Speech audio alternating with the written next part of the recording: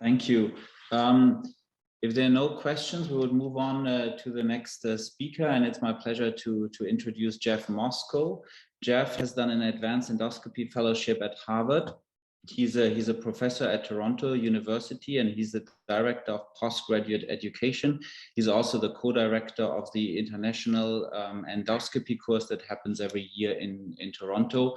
And I know him as one of the most skilled endoscopists on advanced tissue resection and resection of large colorectal polyps with ESD or EMR techniques. So thank you, Jeff, for taking this talk. All right. Well, thanks, Daniel, for inviting me, and to the committee for having me. I really appreciate being here and speaking on behalf of our group. And Kevin, thank you in advance for offering to come and coach me after watching some of these videos. You may see that I need your help. Anyways, we're going to thanks to everyone for sticking around till the end of the webinar. So we're going to talk about endoscopic resection of large polyps, and we're going to talk about both hot and cold EMR. EMR, as many of you know, remains the technique of choice for the majority of large colonic polyps here. We're talking about polyps greater than 20 millimeters in size. It has been extensively refined, the technique, over the last 10 years. And as you can see on the right, it involves injection of some sort of chromoinjectate into the submucosal space and systematic tissue resection. It is still the technique of choice for many reasons. It is effective, and we'll talk about that. It is available and can be done by many advanced and non-advanced endoscopists, and it is both less morbid and less costly when compared to the surgical alternatives.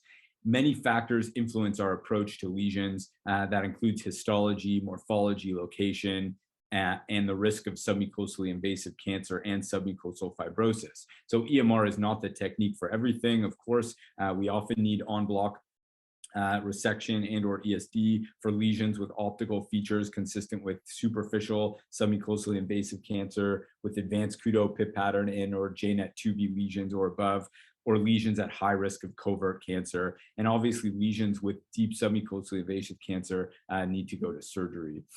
Endoscopic mucosal resection is not without its drawbacks. You can see on the top left, we have issues with incomplete resection recurrence, which you've heard about, more pronounced with larger lesions. Perforation, this was a lesion actually that I did yesterday, and you can see both target sign on the specimen and perforation on the lesion, as well as bleeding, which I seem to cause a lot of. And the data supports this issue. And so post-EMR recurrence for larger lesions remains an issue. The first paper in the Red Journal in 2014 showed a 32% recurrence rate, but they included both inconspicuous and biopsy proven residual and recurrence. That was out of 2 centers and Horst Neuhaus's group. The second was a Japanese meta-analysis published in 2015 comparing EMR to ESD, and that showed a 12% recurrence. And finally, a paper out of the Netherlands in 2017 showed just under 20% recurrence rate. Finally, there's data on the bottom from Michael Burke's group and the ACE cohort, again, before they introduced new techniques, a 20 to 23% both endoscopic and histologic recurrence. So definitely an issue. This is our data from a large referral center. This was retrospective, looking at all non-pedunculated polyps greater than 2 centimeters removed with EMR, and our recurrence rate was 15%, of it much lower when you use the ACE cohort inclusion. Many of these lesions were SMSA4 and so difficult lesions, and the need for adjunctive techniques was quite high. So no matter what, this is something that we certainly need to improve on.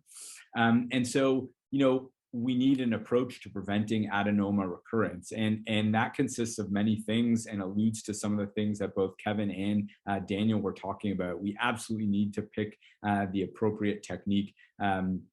be it injection, non-injection, hot EMR versus cold snare polypectomy. We need to perform high quality EMR, making sure that we're operating within our skill sets, and we need to aim for complete resections.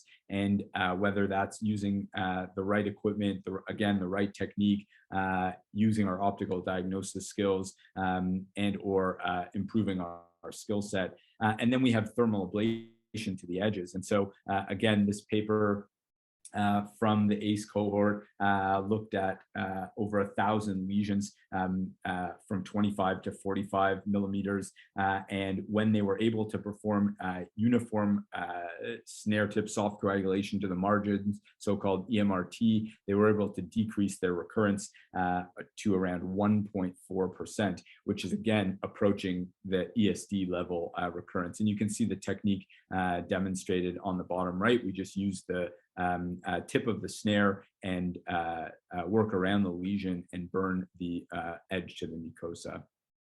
The other issues with EMR, of course, are perforation, but that seems to be less of an issue as most of the deep mural injury is not clinically significant and can be closed at the time of the procedure, both not requiring admission and not causing any morbidity to the patients. And of course, there's bleeding too. The bottom left is a lesion that was clip closed, but seemed to bleed anyways. And this is data from Heikel Pohl's study, which compared clip versus no clip and our ESU settings, just looking at clipping and the number needed to treat for right-sided lesions. So many aspects of EMR that require some attention. So why should we consider cold snare EMR for lesions greater than 20 millimeters? This is a cecal polyp that was sent to me for resection. And as you can see, this is a high definition olympuscope with narrowband imaging. And yet the borders of the lesion are still somewhat hard to identify. This is a right-sided lesion, again, as I said, in the cecum. So you have all the issues that I talked about: risk of perforation, risk of bleeding, and of course, risk of incomplete resection. And so there's data now showing that experiences with large sessile colonic polyps greater than 20 millimeters. This is Alan Moss and his 5 Aussie centers retrospectively looking at lesions removed by a cold snare EMR. About a third of them were greater than 30 millimeters, most in the proximal colon, and 2/3 of them were sessile serrated polyps. He had a recurrence rate at SC1 similar to data on hot snare EMR and a low complication rate. And so he concluded that cold snare EMR for these lesions seemed to be similarly efficacious with an enhanced safety profile versus conventional EMR. This is Alessandro Rapici and his systematic review and pooled analysis looking at 8 studies and over 500 polyps. Again, slightly smaller mean size here, but looked at lesions 10 to 60 millimeters. And here he found actually the complete resection rate was significantly higher and only a 4% recurrence, but lower for sessile serrated polyps. And so he concluded here that there seems to be a significantly reduced adverse event profile, potentially lower cost, shorter time, and increased efficacy. Doug Rex published his personal experience for serrated lesions greater than 10 millimeters, over 500 lesions, all lifted with viscous solution. And again, he had no serious adverse events. So we're seeing a signal here for improved safety with a residual lesion rate of 8%. But again, he did include positive scar biopsies. And so he concluded that cold EMR appears to be safe and likely better for serrated lesions. This is the study which Daniel already alluded to. This is a time series analysis by, again, the ACE cohort and Michael's group that looked at historical classic EMR 400 lesions, which had 5% delayed bleeding, 3.5% deep mural injury, and a 4% recurrence, and compared that to piecemeal cold snare EMR with injection, and where he found to have no delayed bleeding or deep mural injury and a similar recurrence rate. Again, concluding that cold snare EMR seems to be equally efficacious without the complication rate. So this is that cecal polyp, which again, I'm lifting with chromoinjectate. So here I'm using saline, methylene blue, and dilute epinephrine, 1 in 100,000. While it does obscure a little bit of the margin delineation, I find that it gets rid of a lot of the capillary bleeding that you often get. This is a dedicated cold snare that we're using. And so you're grabbing very small amounts of tissue and working your way from margin to margin. You can see there's still a little bit of bleeding, but again, this is not clinically significant bleeding. And so we slowly work our way around the lesion. And what you can see is because there's no electrosurgical energy, you're able to see the exact margin. And this is what we're left with at the end, an area that has very, very low risk of bleeding and virtually no risk of perforation either.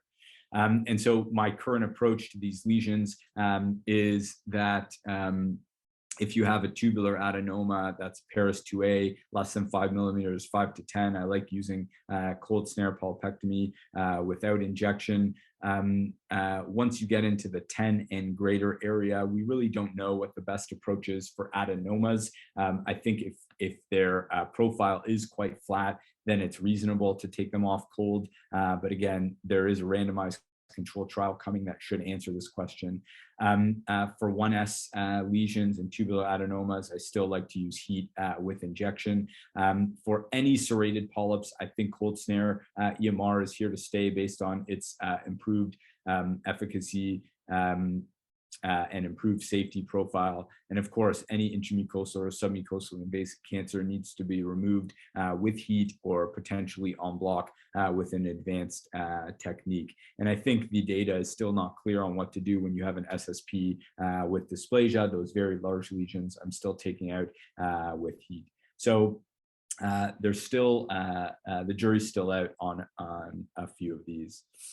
Do we need to add any adjunctive techniques to our cold snare EMR technique? And I would argue that we still don't know, but in my experience, you can see on the bottom here is a hot EMR where you can see this rim of artifact that happens after you've used electrosurgical energy. Compare that to a similarly sized lesion that you're taking off cold, and you can see really well around the margin. And so the thought behind this EMRT or thermal ablation to the margin is that there may be cells at the margin that weren't seen microscopically that can go back, and therefore thermal ablation is going to help with that.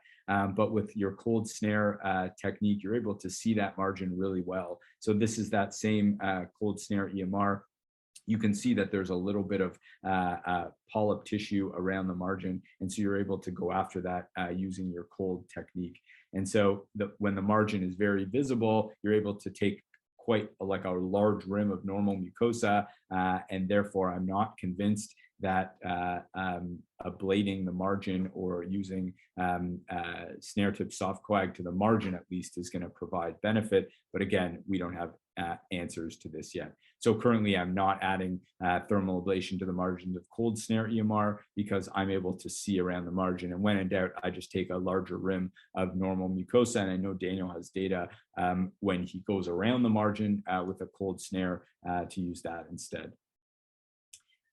So this is, our resection algorithm technique. And again, this was recently published by Neil Shahidi and Michael Burke.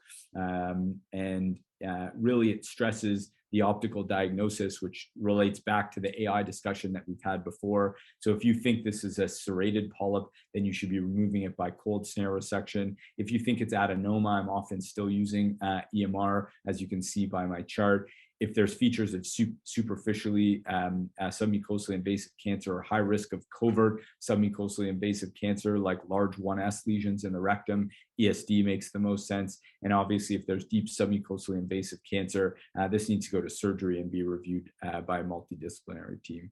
So again, thank you so much for your attention. I really appreciate being here and for your time. So thanks again. Thank you so much for this excellent talk, Jeff. Also, thank you to all the people joining the webinar here. And we have a lot of people staying on, which really speaks to the quality of the speaker and this interesting discussion. Are there any comments from the panel for Jeff? Yeah. Well, Jeff, yes, thank you very much for your kind. No, it's a really nice lecture. Thank you very much. I have learned a lot of things. So basically, I think the precise optical diagnosis will be the prerequisite to challenge the larger lesions with the cold polypectomy.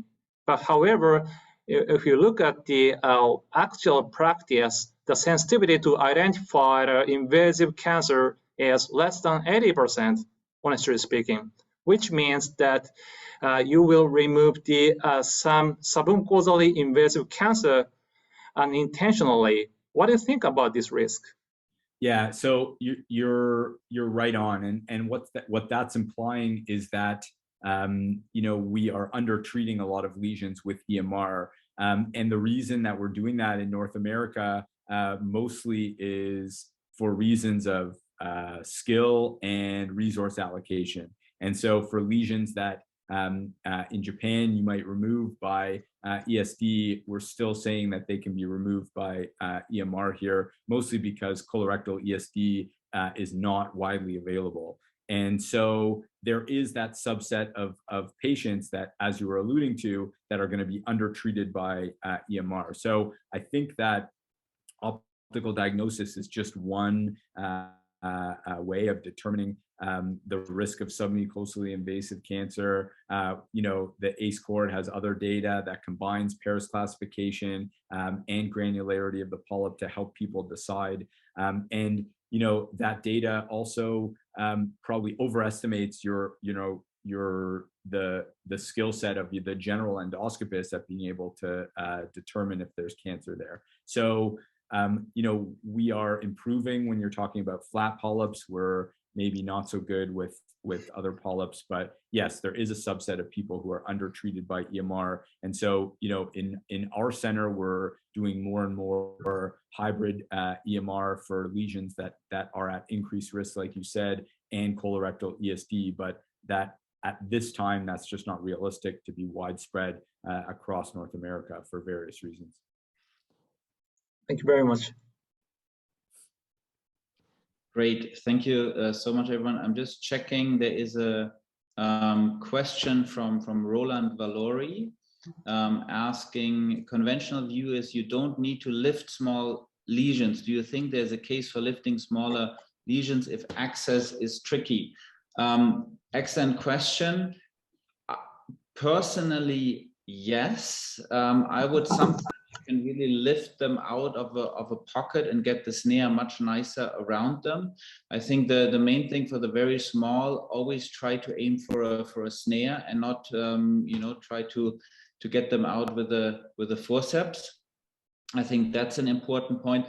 My tendency is also to move to smaller lesions, but we will need more data on that. I know there's a few randomized control trials coming. Doug Rex has one trial, lifting, no lifting, hot snare, cold snare. And I also think in that context, it really depends on the technical skills. So depending on the level of endoscopy skill, it might help you more or less adding lifting to the polypectomy technique.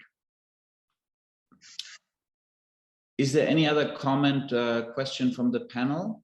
Oh, yes, Daniel, I'd like to ask the panelists to give us some perspective on the use of underwater EMR, because today no speakers have mentioned the underwater EMR, and underwater EMR is going to be a kind of option for polyps larger than 20 millimeter, especially in the situation where you don't have ESD. So I'd like to hear your opinions on this issue. Sure, yeah, I can start. I think underwater EMR is interesting in terms of its ability to achieve en bloc resection for lesions greater than 20 millimeters. My current use is at the appendiceal orifice and for recurrent lesions, lesions that are difficult to grab, lesions that aren't necessarily lifting. And so I'm not using it as a primary technique. I think that, you know, in a lesion that I want to remove en bloc, I'm more likely to use a hybrid EMR technique versus a underwater. But I think it is reasonable as a skill advancement technique to achieve more en bloc resection for those who aren't comfortable with ESD. So I appreciate the data on underwater. I think you are losing some of the benefits of your injection in terms of margin delineation and in terms of potentially safety profile. So I think, you know, just like anything, it should be part of our skill set and decision-making algorithm. I'm not using it as a primary technique right now, but of course interested in what Kevin and Daniel are doing. Yeah, Kevin, do you want to comment on that? Yeah, I would say that taking it one step backwards, I would say that like with our colonoscopy training courses, we see our residents get better and better results with water exchange or just, you know, like water insufflation CO2. And then as they do that, they view it as a tool, and then we try and teach them to, like with Roland's question, to lift everything that's even a little bit sketchy for them, and then we always teach them to use water for flushing and clean, and so they all become tools that you end up doing, as opposed to like for everything. You start getting to know when they have a benefit and when they don't. And I would say that in the most difficult access cases like Jeff, I would have the same practice. I would tend to, like yesterday, I did one in appendiceal orifice, and that was completely underwater, and it went much better than had I done certain other techniques. So I think the higher in skill level you get, the more you use all these things to their advantage. And I think there's no downside to it in that sense. And one thing that I teach always is to be ready to pivot between techniques, right? And so if you're starting an EMR and, you know, either you're just not able to get a snare around an area or it's fibrotic, you have to be ready to pivot to use something else. So I'll convert to underwater very quickly in order to efficiently remove a polyp. I do the same during ESD. So if I'm having trouble finding the submucosal plane, it's not injecting, I'll you know, just convert to underwater, and I find that that's or saline, and I'll find that's useful. So I think you know, these techniques are not supposed to stand alone. I mix hot and cold. I mix, you know, injection and underwater. The idea is for complete resection, and so it's really, you know, from my standpoint, it's whatever it takes to get there. Great. Thank you, everyone, for this lively and inspiring discussion. I think we were going to get to the closing of the session.